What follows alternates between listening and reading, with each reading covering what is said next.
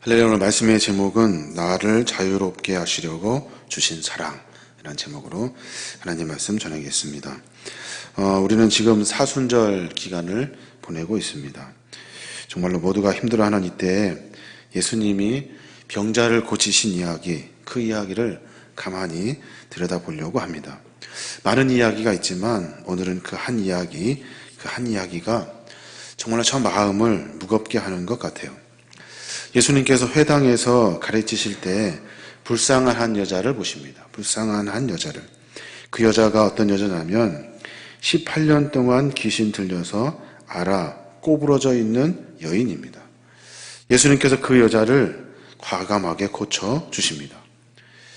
이 광경을 지켜보던 회장장이 안식일에 병을 고치는 일에 대해서 굉장히 분노를 합니다. 일하는 날이 엿새 날이나 있는데 그 중에 한 날에 와서 고치든지 말든지 할 것이지 왜 하필이면 안식일에 고치고 난리냐고 이렇게 원망하면서 말하고 있는 거예요. 정말로 무섭게 매섭게 이야기를 합니다. 그때 예수님께서 회당장들과 거기에 모인 모든 사람들에게 그렇게 말씀하셔요. 16절의 말씀인데, 그러면 8해 동안 사탄에게 매임받은 이 아브라함의 딸을 안식일에 이 매임에서 푸는 것이 합당하지 아니하냐? 너희들 어떻게 그렇게 말할 수가 있니? 8해 동안이나 사탄에게 묶여가지고 불쌍하게 살고 있는 이 아브라함의 딸을 안식일에, 그날이 어떤 날이라고 대충 안식일에 매임에서 푸는 것이 중요하지 않니? 라고 말씀하고 계시는 거예요. 주님의 말씀은 안식일이 무슨 상관이니? 그 사람을 살리는 것이 더 중요하지 라고 말씀하고 계시는 겁니다. 여인에게 너 왜 병에 걸렸니? 너 왜 병에 걸렸니? 왜 병에 매이게 되었니? 너를 병을 고치려면 그래, 오늘은 안식일이니까 오늘 하지 말고 내일 하자, 타협하지 않으셔요. 그저 그 여인만 보고 계시는 거예요. 중요한 것은 지금 그녀가 묶여 있다는 거예요. 묶여 있다는 것. 그녀가 누굽니까? 18년 동안 귀신 들려 앉아서 불쌍한 여자, 아무짝에도 쓸모없는 여자, 정신병자고 꼬부라져서 조금도 펴지 못하는 여자. 예수님 앞에 나와 내 병 좀 고쳐주세요 라는 말 한마디 할 수 없는 불쌍한 여자. 그 여자를 보시고 주님이 그 여자의 안타까운 모습을 보시고 주님이 치료해 주시는 거예요. 내 주변 사람들은 그날은 그런 일 하는 날이 아니래요. 그런 일 하는 날이 아니래요. 주님이 그녀를 부르셔요. 예수님께서 보시고 불러 이르시되, 이렇게 말씀하시면서 사람들과 전혀 다른 시각으로 주님이 그녀를 보고 계시는 겁니다. 6절에 보면은 이 아브라함의 딸을 안식일에 이 매임에서 푸는 것이 합당하지 아니하냐라고 말씀하고 계십니다. 8해 동안이나 귀신 들려 꼬부라져 조금도 펴지 못하는 이 여자, 주님은 거지 같고 형편없는 이 여인을 아브라함의 딸로 보고 계시는 거예요. 그녀 안에 있는 하나님의 백성의 그 본래의 모습을 보고 계시는 거예요. 다른 사람들은 무엇을 보고 있습니까? 안식일을 보고 있는 거예요. 안식일, 그날에는 율법에 정한 대로 그 어떠한 것도 해서는 안 됩니다. 안식일을 정해놓고 거기에 목이 메어 살아가는 사람들입니다.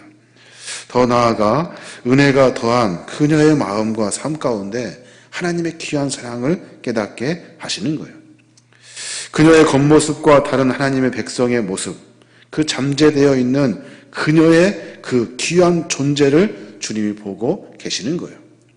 다른 사람들은 정신병자, 그리고 꼬부라진, 그리고 8해 동안 병들어 있는 이라고 말하지만 주님께서는 아브라함의 딸이다 라고 말씀하고 계시는 거예요. 다시 말하면 그녀는 꼬부라지고 그리고 병들고 그리고 육체적으로 정신적으로 치유받아야 되는 불쌍한 여자가 아니라 하나님의 자녀다 라고 설명해 주고 계시는 거예요. 그녀는 18년 동안 사단의 권세에 붙들려 있지만 분명한 것은 아브라함의 딸이라는 거예요. 곧 하나님의 딸이라고 말씀해 주고 계시는 거예요. 주님의 마음이 그런 거예요. 주님의 마음이 그런 거예요. 남들은 귀신 들린 그녀를 보지만, 남들은 지켜야 될 안식일을 보지만, 주님은 불쌍한 여인, 힘들어하는 여인, 고통스러워하는 여인을 보고 계시는 거예요. 하나님의 자녀를 보고 계신다는 거예요. 이 본문을 읽어보면 참 많은 생각이 납니다. 사람들을 만날 때, 일을 시작할 때, 뭘 할 때마다 사람들은 통찰력을 가진 시각으로 삶을 풀어내기를 원합니다. 사람들의 생각과 조금 다른, 어쩌면 더 깊고 그리고 본질에 가까운 생각을 하려고 몸부림을 칩니다. 통찰력을 키우려고 책도 보고 사람도 만나고 어떻게든지 고민을 합니다. 근데 그 통찰력이라는 것이 자기의 생각, 자기의 고집과 자기의 여러 가지 정해진 규율, 그 틀을 벗어나지를 못합니다. 뉴스를 보니까 예배를 드려야 하느냐 마느냐, 예배를 드려야 하느냐 마느냐, 이런 걸로 사람들이 분쟁이 일어났습니다. 어떻게 예배를 포기할 수 있냐고, 어떻게 예배를 포기할 수 있냐고 사람들이 모여서 예배를 합니다. 예배는 포기될 수 없습니다. 그러나 중요한 것은 예배는 어느 곳에 모여서 한다는 그 틀에서 벗어나야 하는 거예요. 내가 있는 그 자리에서 하나님의 영화로우심을 인식하고 인정하고 그 영화로우심에 대하여 나 자신의 모든 것을 들여서 예를 표현하는 것, 이것이 바로 예배라는 거예요. 안식일의 틀에 묶여 있어서, 우리가 그곳에 가야만 한다는 틀에 묶여 있어서 삶의 예배를 잃어버리고 있는 거예요. 다시 말해서 예수 그리스도께서는 그분의 모든 삶을 아버지의 뜻을 이루기에 바치신 그 삶의 이야기가 우리 예배 속에 녹아나 있지 않기 때문에 우리는 모여야 하고, 우리는 모든 예배를 그 시간에 드려야 하는 그 예배의 틀, 안식일의 틀 속에 갇혀 있는 거예요. 문제가 뭐냐면 삶을 드리는 예배를 배우지 못한 거예요. 우리가 삶을 드림으로 말미암아 하나님께 예배할 수 있다는 중요한 본질을 잃어버리는 거예요. 어디에 있든지 간에 예배하는 자들로, 어디에 있든지 간에 하나님 앞에 삶을 드리는 자세로 나아가야 하는 거예요. 안식일의 틀에 묶여 있어서는 안 되는 거예요. 수많은 사람들이 안식일에 모여 예배한다고 하면서 바이러스 때문에 수많은 사람들에게 전파가 되고 죽어가고 힘들어하는데 안식일이 무슨 소용이 있겠습니까? 삶의 예배를 이해하지 못하는 잘못된 율법주의가 18년 동안 귀신 들려 알아온 한 불쌍한 여자, 아무짝에도 쓸모없는 여자, 정신병자, 꼬부라져 조금도 펴지 못하는 여자를 구별해내지를 못하고 있는 거예요. 사랑하는 여러분, 우리가 가지고 있는 생각, 고집, 편견, 잘못된 신앙의 노예가 돼버린 외식 같은 것들을 다 벗어내야 하는 거예요. 형식주의도 다 벗어내야 하는 거예요. 정말로 본질적으로 하나님과 독대할 수 있는 신앙의 기도, 하나님을 신뢰하며 살아내는 삶의 예배를 우리가 삶 가운데 드려야 하는 거예요. 삶은 똑같이 세상 사람들과 같이 살면서 일주일에 한 번 어쩌다 그 시간에 와서 예배하는 것으로 우리의 신앙의 전부를 다 했다고 생각한다는 것은 큰 오산인 거예요. 순간순간의 삶의 전체를 하나님 앞에 드릴 수 있어야 하는 거예요. 다시 말해서 하나님이 도대체 무엇을 원하시는가? 하나님은 어떤 마음을 갖고 계시는가? 하나님은 왜 그 일을 하고 계시는가에 대한 본질적인 질문을 통해서 삶을 만들어내야 하는 거예요. 예수님은 안식일이 중요하지 않대요. 사람을 구하는 것이 중요하대요. 예수님은 너희들이 형식적으로 드리는 예배 중요하지 않대요. 사람을 살리는 것이 중요하대요. 우리가 그 본질적인 이야기를 분명히 깨달아야 하는 겁니다.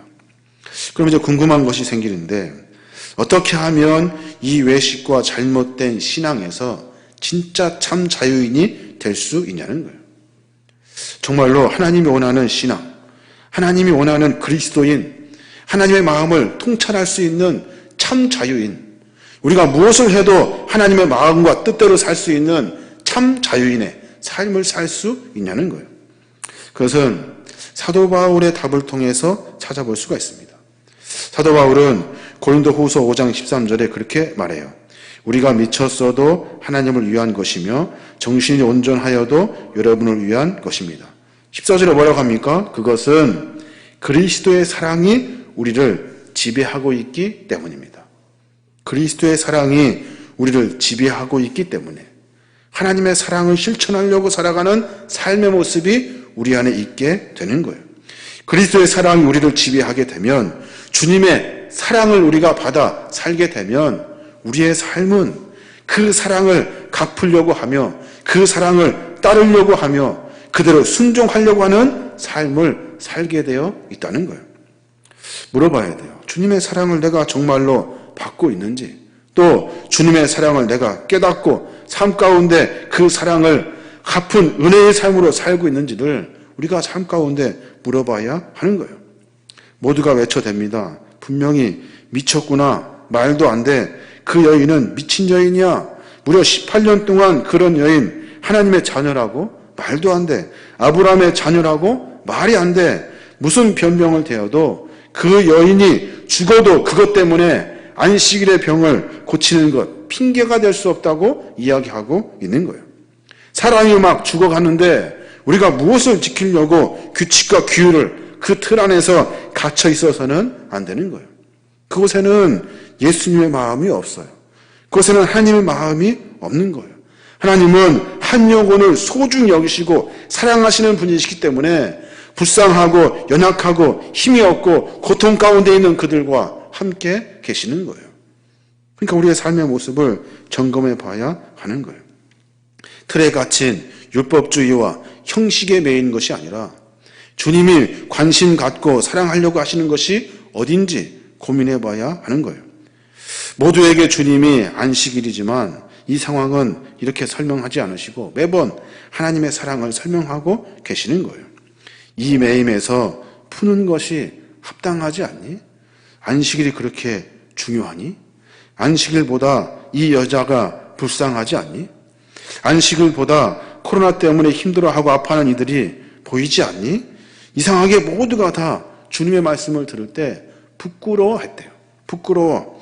17절에 예수님이 이 말씀을 하시며 모든 반대하는 자들은 부끄러워했대요. 온 무리가 그가 하시는 모든 영광스러운 일을 기뻐하니라. 그렇군요, 주님. 그 말씀이 맞습니다. 왜냐하면 하나님의 사랑을 깨달았기 때문에 그래요. 하나님은 그런 분이시구나. 그 사랑을 깨달았기 때문에 하나님의 사랑은 내가 안식일에 매이는 것이 아니라 사랑을 실천하는 곳에 있다고 가르쳐주고 계시는 거예요. 하나님의 사랑은 그래서 누구에게나 구별이 없는 거예요. 어떤 관습과 방법이 그 사랑을 막을 수 없고 그것보다 중요하지 않는 거예요. 세상의 잣대가 신앙인의 삶의 방법이 아닌 거예요. 하나님의 사랑에 붙들려야만이 신앙의 승리자가 되는 거예요.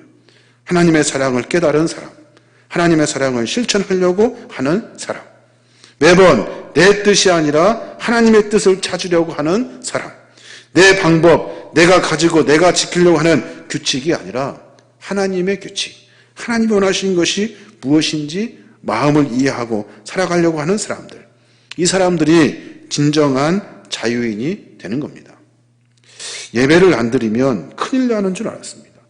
그날에 와서 그 시간에 그 자리에 앉아있지 않으면 큰일 난 줄 알았다고요. 근데 지금 현재 그렇게 할 수가 없어요. 삶의 자리에서 예수님의 마음을 따라 삶의 자리에서 하나님이 원하시는 대로 주님의 사랑을 실천하며 살 수 있어야 하는 거예요. 그 시간이 아니어도 매번 하나님과 교통할 수 있어야 되고 그 시간이 아니어도 깊이 있는 하나님을 만나는 신앙의 삶의 모습들이 있어야 하는 거예요. 갈라디아서 5장 1절에 보면 그런 말씀이 있습니다.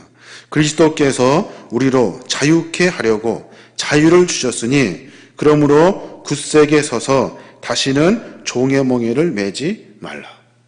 세상에 묶여가지고 그것이 다인 줄 알고 쫓아다니며 정말로 세상의 종으로 살아가고 있는 불쌍한 사람들에게 주님이 사랑하셔서 찾아오셨대요. 내가 너희에게 자유케 하려고, 자유하게 하려고, 너희를 내가 사랑하기 때문에 자유케 하려고 내가 찾아왔다고. 말씀하시면서 그 사랑을 깨달으래요. 그 사랑을 깨닫고 세상의 종의 명예로 살지 아니하고 하나님의 사랑을 받은 참 자유인으로 살라고 분명하게 말하고 계시는 거예요. 너희들을 자유케 하려고 하나님이 우리를 사랑하시는데 그 사랑을 잃어버리고 왜 종의 명예를 메고 사니? 율법이 중요하니? 아니, 율법을 못 지키는 사람을 사랑하시는 주님의 사랑이 더 중요한 거예요. 안식일이 중요하니? 아니, 안식일 때문에 죽어가는 사람을 사랑하시는 주님의 그 사랑이 더 중요하다고 가르쳐주고 있는 거예요. 사랑하는 여러분, 신앙은 양날의 칼과 같습니다. 바르게 이해하고 따라가면 자유케 하시려는 하나님의 사랑을 만날 수 있지만 자칫하면 위선자가 될 수 있습니다. 어쩌면 우리는 위선자에 가까울지도 모르겠어요. 모두가 다 다른 사람은 안중에도 없어요. 생각하지도 않아요. 내 생각대로만 한다고요. 그러면 위선자가 되는 거예요. 위선자는 하나님의 뜻과 의도와 전혀 다른 길을 가는 사람들입니다. 15절에 말씀하시죠. 예수님은 외식하는 자들아 이라고 말씀하시면서 질책하고 계시는 거예요. 외식하는 자가 뭐예요? 위선자라는 말이에요. 겉으로는 착한 체 하는 사람. 신앙인이지만 사실은 신앙인이 아닌 거예요.